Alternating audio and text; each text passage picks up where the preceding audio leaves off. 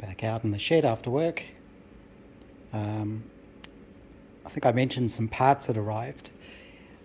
These were the new hinges I got from Australia. They're cast steel, I think they're called back hinges, with a greasing point. They're bigger than the brass ones I got. They're closer to the proper size by the looks of it, and they're easily deep enough to fit in the doors, and I think they should be thick enough that I could actually possibly drill and tap them, which means instead of putting the screws through the hinges this way and countersinking them, I could maybe bolt them from the other side. It's probably better to countersink them and then put them all the way through and bolt them, but I don't know if I can get countersunk BSF hardware, and I don't want to use out of period crosshead screws. So either I need to get some slotted ones. I don't want to use Allen head type things. I'll have to see what I can get there. Theoretically, I can make that stuff. I've got a lathe, but that'd be quite a bit of work because there's going to need to be at least 2, probably 3 on each hinge, and there's 4 hinges. You might notice I've only got 2 hinges because 2 of them weren't in stock. These came from Australia. I've been waiting ages, and in the end they just sent what they had, and they're going to send the other 2 at some point, I hope. I also got these little catches. These were really cheap, just to have a play with in case I wanted to do something different for the door latches. I can't remember what these are called, but they've got a pull thing. So I was wondering, well, maybe instead of a handle, if the handle gets in the way, these just thread in, so you can unthread these, put a different sort of loop on the end. You can turn these over as well if you need to, but maybe I could put a pull cord inside the door. That could be a way to do it, a bit like they did on early minis. And this was my attempt at etching. You can see it sort of worked, but the resolution's not good enough, and I don't think my printer is good enough. It's not laying down enough toner, and I probably didn't use the right paper to transfer it. But I might come back to it again one day. I have done much smaller things in brass, which is easier to etch as well. So not sure if that'll work. It just takes a lot of time playing around with it. So I'll probably leave it at that. Here's my panel. What I might do, or what I am going to try and do at least, is I've ordered a new filament which is called HT PLA. So PLA is the plastic. The HT means that you can heat treat it. So you can actually bake it after you've printed it, and it changes the properties of the plastic. It makes it far more durable, makes it much harder, and you can polish it up. And it's meant to be a lot better at lasting in warm environments, like in cars and things. So I'm going to give that a try and see how that comes out, because this isn't actually too bad. I mean, unless you look at it really up close, it looks pretty good. So I've been doing that, and today some steel arrived from my friend Bruce. He kindly sent me some box section, and I've been making the little angle pieces that go in the back. So it was a piece of box. I just cut down the edges with an angle grinder. I had to do it inside because it's a bit crappy outside, so there's metal dust everywhere.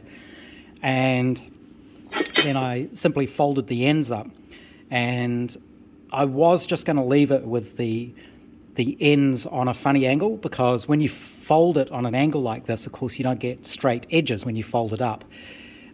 Nobody would see it. It wouldn't make any difference, but I don't think I'd live with myself if I did that. So I ended up welding on little pieces in the corners to bring them up so that they're level. That one looks like it isn't, but it's just because the fold up on the tab needs bending up. But you can see how that fits in place at that end, and at this end, sort of it'll bolt in about there.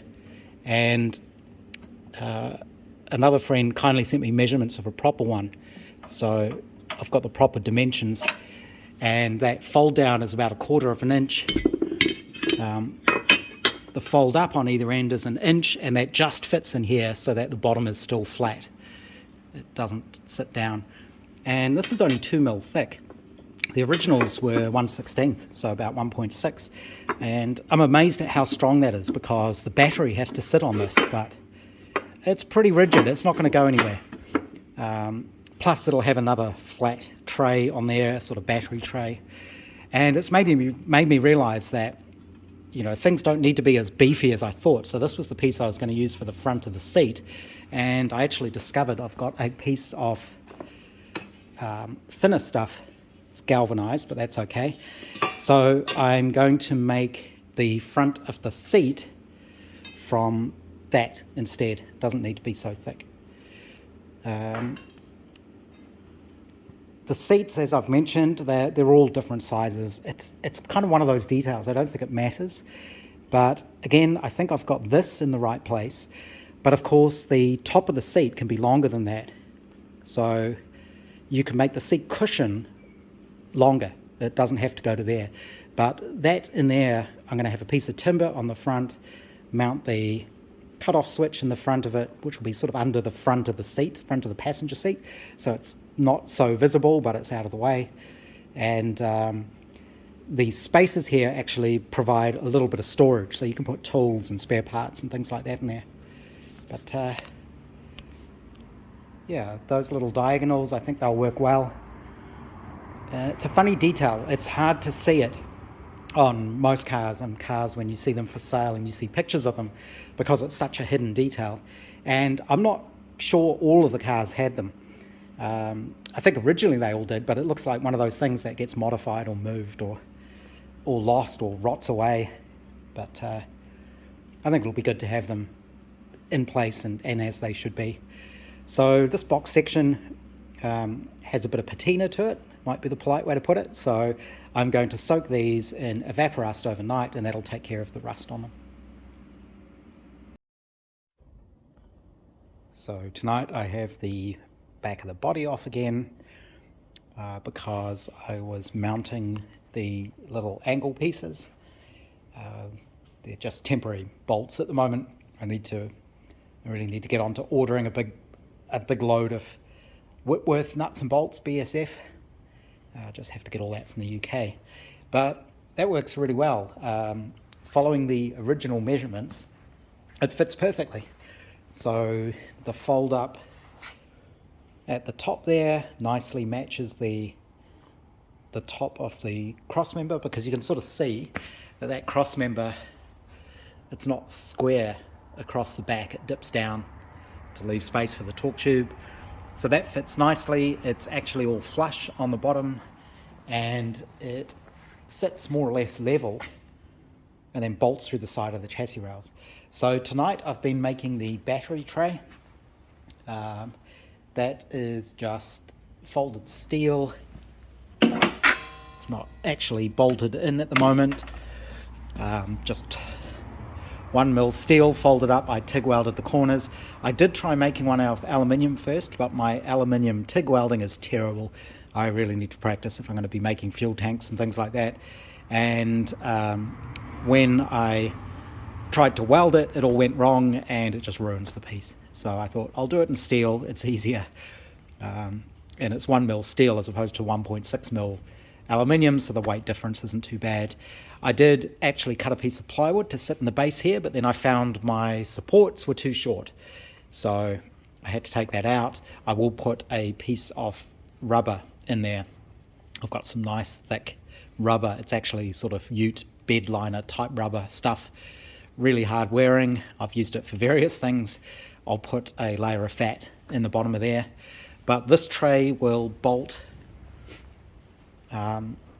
directly to that cross member. This is the reason you need a piece of wood or a piece of rubber or something underneath there. You need something high enough just to lift it off the bolts. You don't want to have it sitting on top of the bolt heads, of course. It would probably rub through the bottom of the battery. But this always seemed like a fairly small battery to me, but it's what fits. It's not a huge battery. I think that's the specs on it, but that's what'll fit there. So I may just put the the rear body back on and just make sure the seat back doesn't hit it. I'm pretty sure it doesn't because the seat back is sort of here, mid cross member. But I'm going to chuck that back in place and just check. With the rear frame back in place and the seat back in place, you can see there's room there. The thing it comes closest to is the frame, just there. So it only just clears because you have to clear that frame and you have to clear the handbrake spring. So once again, it just shows how tight all the clearances are on the Riley.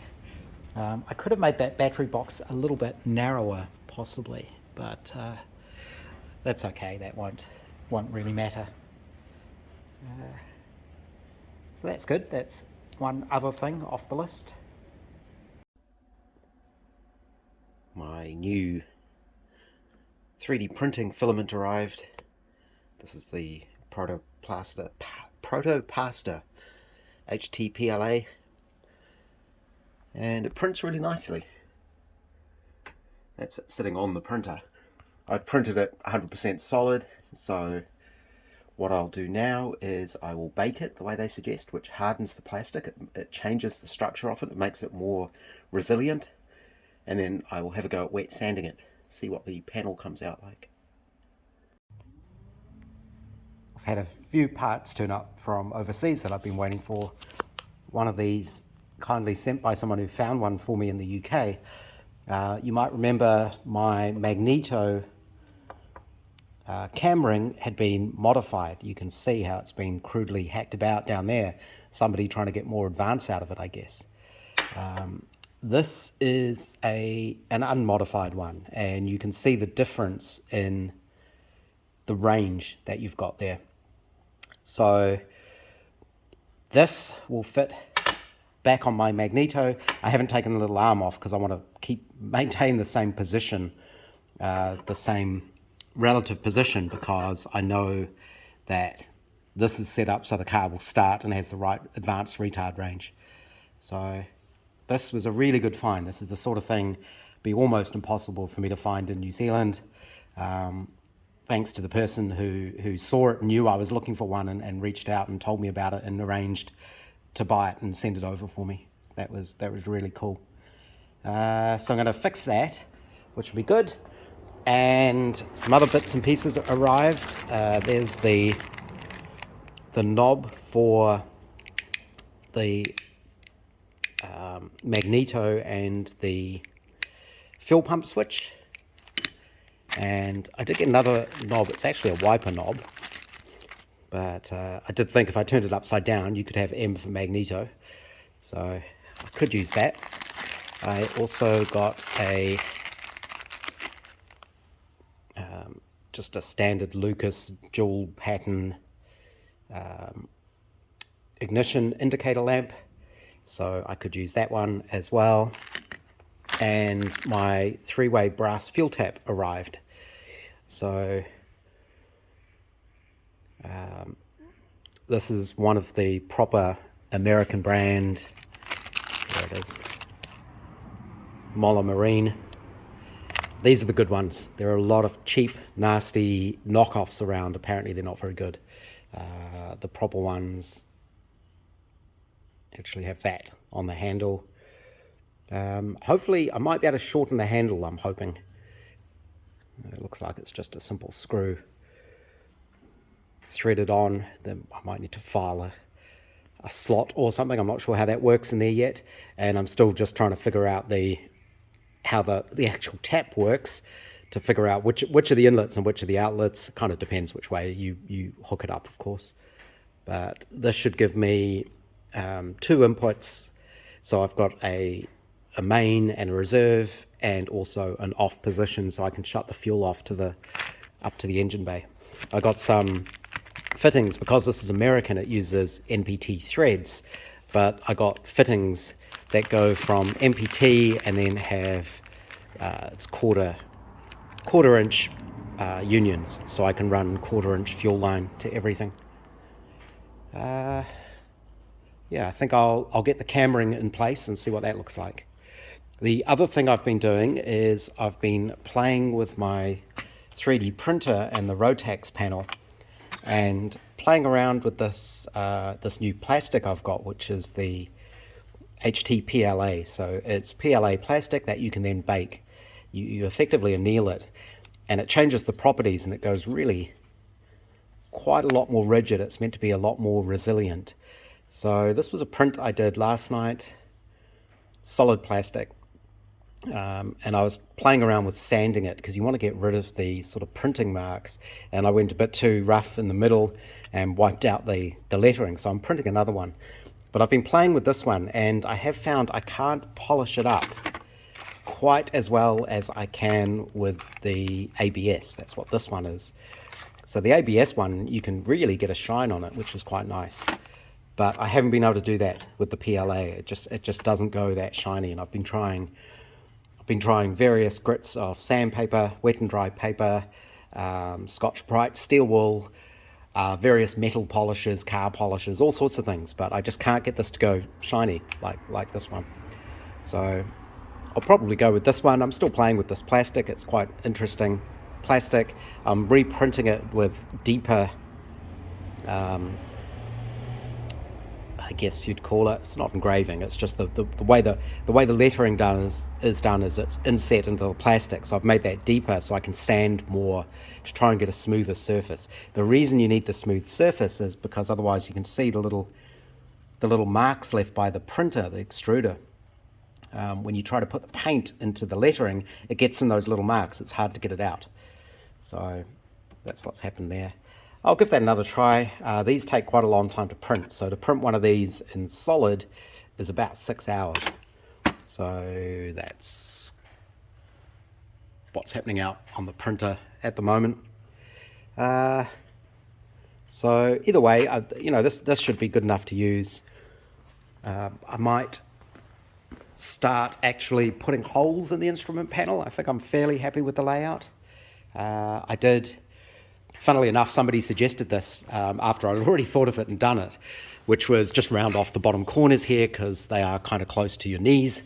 You don't want to catch yourself on them, so I just trim those off and smooth those off. Battery is in there. I think I showed that the other day. And I will make, hopefully this weekend, I will make the cross piece that goes across there that the front of the seat bases fit on. And what I've learned from these, which are quite thin steel, is that doesn't need to be as thick as I think it needs to be. So probably 3mm angle iron is going to be fine. You have to remember it's going to have a piece of plywood bolted to the front of it, to which the battery switch will attach, and that'll be how I make the sort of boxes that go under the seat, which is just a useful little bit of storage. This is one of the reasons I've got all my tools in a sort of tool bag thing here, so that can go nicely under the seat. But yeah, it's coming along. The other thing I want to do this weekend is, one, start sending off the paperwork to start getting this into the Vintage Car Club system, and then I can go and get a VIN number for it, so it's ready to start going through the certification process when that time comes. And I also want to make a list of all of the BSF hardware I need to order from the UK in order to be able to start bolting things on. So there's all sorts of little bits and pieces I need. I need bolts for things like the headlamp brackets, which will go on there. I still need to figure out if I'm going to need to bend these or what's actually going to happen with the headlamps, because there's no adjustment in them unless I can adjust the position of the bowl inside there a little bit. I need to effectively build the headlamps and see where they point to know what I have to do there. The other way I thought I can actually do that is, at the moment this hole, which is the one that the lamp bolts to, is tight. If I open that up, I can always sort of shim around this, make up little spaces. That might be another good thing for 3D printing, although 3D printing in plastic, it's not solid, so it'll move. So it'd probably be the sort of thing where I would want to mill up little tapered washers or something. I'm not sure. I don't think you need a lot of taper on them, so it could be quite tricky to do. But, then with two sort of tapered washers either side, you could actually bolt this on effectively at an angle so that you can get the angle on the headlamps right. And I need to do a general cleanup again because it's getting very messy. The last thing I should mention is I've given up playing with the lathe, trying to get this magnetic DRO to work. I got another strip of the magnetic material, just a short piece. I did read, and it turns out there's good quality and bad quality magnetic material, and I went for what was supposedly good quality for the last try. Still doesn't work. So I'm giving up on the magnetic ones. I might look at getting an optical setup for this instead. It was quite a bit of time wasted on that, but it was interesting figuring it out. It wasn't too much money, probably a couple of $100. So I think it's probably worth investing in a decent optical setup for it instead, because it'll be really, really useful. So yeah, bits and pieces everywhere. Time for a cleanup. It's been a fairly productive weekend. I've ended up making the seat bases, and I redid the battery box, and I'll also have to rearrange the instrument panel a little bit because I realised that the choke pull needs to be fairly straight, so I really need the choke control sort of down there somewhere, and I'll put the ignition stuff up over that side. But if we take out the seat back,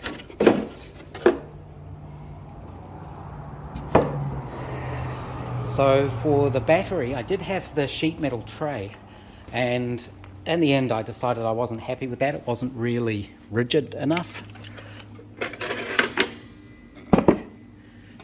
So what I have now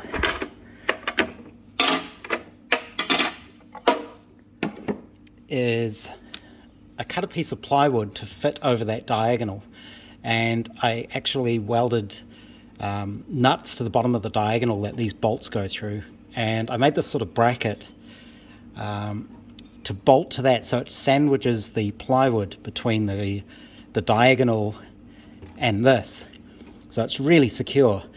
These little arms off the side are just to keep everything the same height, and that also allows me to have easy access to the little hooks that hold the battery tie down in place. So because there are bolts here, I made a piece of plywood with some cutouts in it, and that just sits there to keep everything flat. The battery sits on top like that, but you have to put in these little things first. I think you can't quite get them in place with the battery there. They get in the way. No, maybe I can.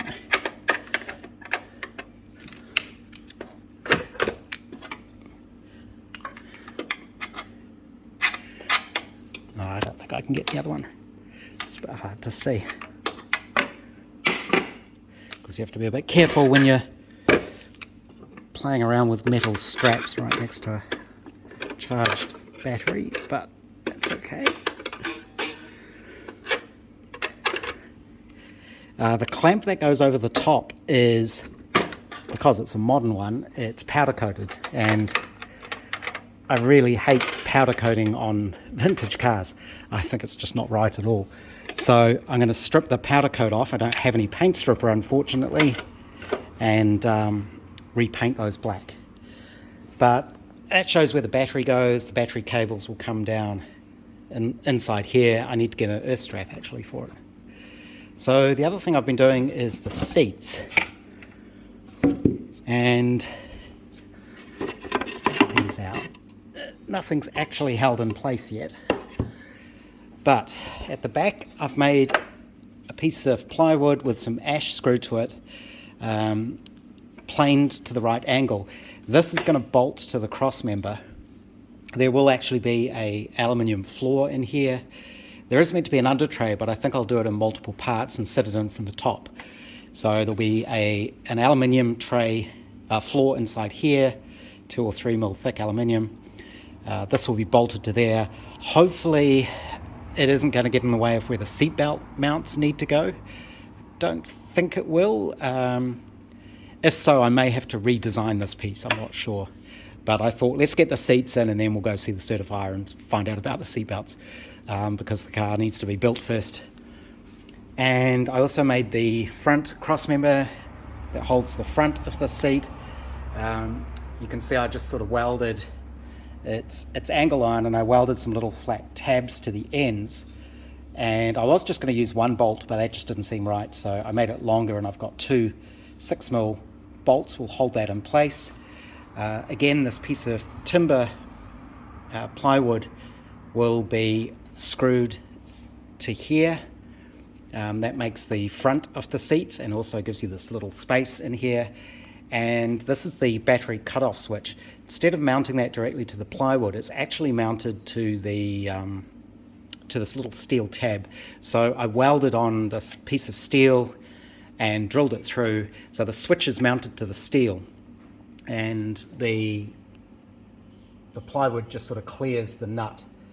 This switch is really good, it's really high quality, it's got a little locating pin so it can't rotate, and I also drilled a couple of extra holes at the top to give a bit more support to this piece. So this is the battery, the main master switch, and you can remove the key as well, so it's kind of a good security device.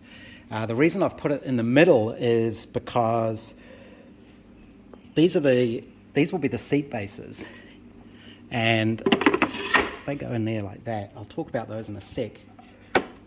But with a seat base in here,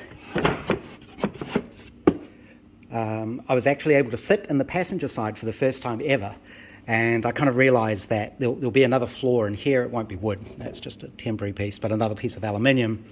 And to get in and out, people tend to step. I put the switch so it's out of the way where you naturally put your feet to stand up to get in and out of the car. So that should be out of the way there, I hope. I don't know how often I'm going to have passengers anyway, to be honest. So these seat bases, there'll be battens screwed to the bottom of it, and maybe some sort of locating thing at the back as well. They just kind of sit in place. That's how they were originally. And I did play a lot with the angle and the length and the positioning of everything, because the driving position in these cars, a few inches in the seat height makes a big difference. So I've basically set it up so it's good for me. I figure it's my car, I'll set it up so I can drive it. And I'm going to need a bit more padding at the back here. If you look at pictures of them, the seat back, the cushion, does come pretty much to the back of the door pillar about here. I may need a little bit extra because I'm a little bit shorter, but this gets you quite low. There can't be a lot of padding on the seats. They really don't have much padding, I think. Otherwise, you end up sitting up way too high. And it's a car you kind of want to sit down in. The idea is you can put your hand out and touch the ground when you're sitting in it. And I find with this at that height and a little bit of padding, I've just been playing with carpet underlay as the padding, and enough support at the back, and also support up higher for your shoulders. You need your shoulders to come forward as well, because it's quite an upright driving position. Again, that's how they were. People talk about modifying them to make them more comfortable, but as soon as you start doing that, I think you'll get into trouble. They weren't designed for comfort, so I've figured it out so that it'll be right for me, that I can reach all the controls, I can reach the gear stick easily, push all the pedals easily, and it fits me. Getting in and out will be interesting. It's quite a tight squeeze, and I keep forgetting that there's also going to be the door here. So yeah, that's going to be a bit of a challenge. But I did realize I can if I want a little bit more room, I can actually move the accelerator pedal over a little bit. Now I know where the edge of the car is. I could actually tweak this. I might put a slight bend in it just to give me a little bit more pedal space. And the magneto ring on there has made a big difference to how that control feels. You can see it moving, and there's no danger of it going out of the range now. Before, there was a danger that it would pop out. So that's really cool. So it's it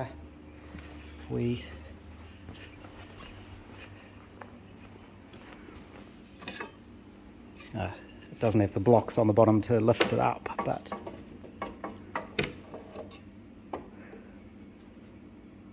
kind of gives some idea. It's sitting low at the moment, of course, it has to come up. But it's starting to look more and more like a car. So the next piece I need to do is it's not really a cross member, it's just a support that goes all the way across underneath the gearbox.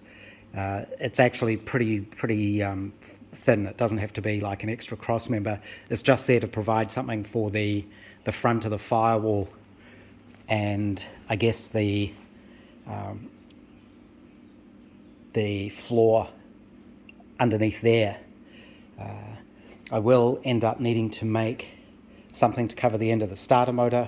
I think that'll be like a cover on the flywheel itself on the inside, because when you're sitting in the car as a passenger with your legs stretched out, there's quite a bit of room, but your feet are very close to that starter. So that probably needs covering.